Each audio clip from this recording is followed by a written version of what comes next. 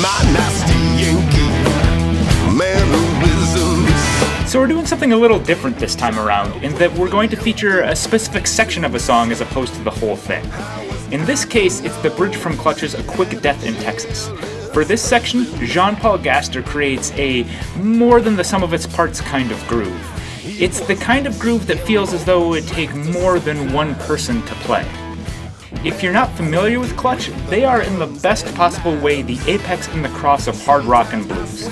This is not a blues band that turned up the distortion or a stoner band that pulled out a slide.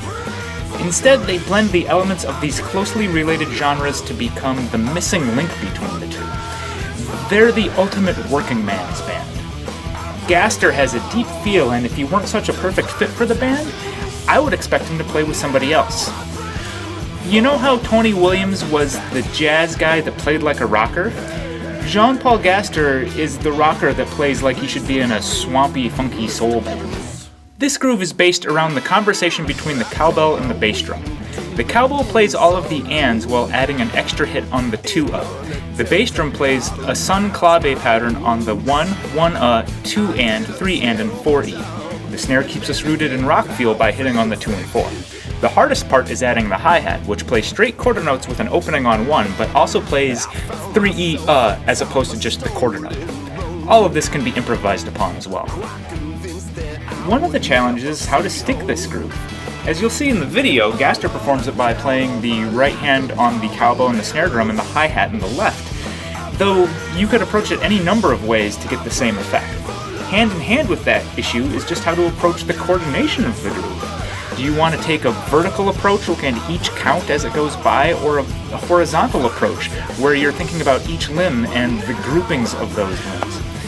Any way you slice it, this groove is a challenging doorway into creating a natural feeling polyrhythmic texture.